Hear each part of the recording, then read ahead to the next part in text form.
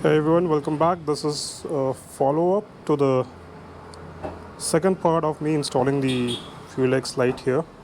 So I've finally gotten in touch with the Race Dynamics team. They've gotten back to me after a little bit of to and fro.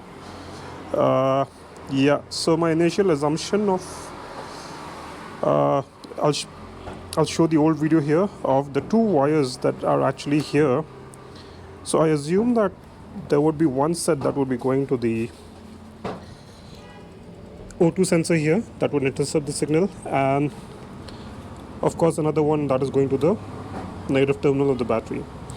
What I was wrong about was the fact that there are two more wires that which I had assumed would go to uh, the the switch that changes the map in the Pro version. That is what I had assumed, and that is my bad completely. So that turns out you need to plug that to actually the ignition coil of the engine, which is right. Let me see, which is that one right there. And if you can see the red wire and this black wire, that is where it goes, and you need to intercept that. So once I did that, of course everything works perfectly now. I've installed it. I think I tried installing it on Sunday, and I got in touch, or the Race Dynamics team, they got back to me on Monday, and I fixed it on Tuesday. Today I'm uploading this to show you what mistake I had actually done. So keep in mind, if you are installing this on your Xpulse, you need to also tap in the ignition coil of the engine.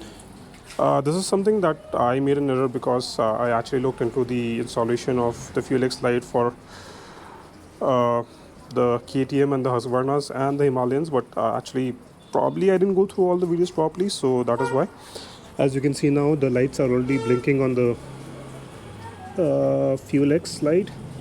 Hang on, it was just now. There you go. And let me show you after I start it.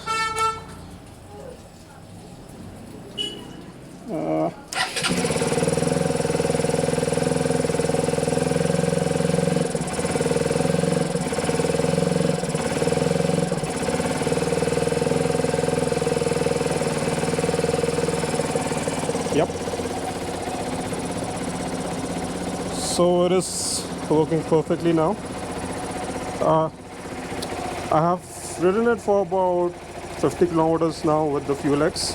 I need to figure out how to place this because this kind of bounces around. On Xpulse you tend to jump speed breakers and this bounces around, so I'll have to probably put a screw here or something of that nature and fix it permanently so that it doesn't move too much. But yeah, apart from that, it's been working perfectly now. It was actually a 2-minute install, actually maybe a 5-minute install if you can just route the wire properly from here. As you can see, I have routed it through here, but because of my mistakes, I think I made it much longer than it was actually required. So anyway, it's been sorted now. I'll give a quick review of this unit, maybe 2 or 3 days. Maybe I should at least ride 100 kilometers to notice the difference, so I can give you a quick review of the unit. Mind you, I'm not a reviewer, I'm just a layman, and this would be my point of view or my experience with this unit. Anyway, so that's about it, guys.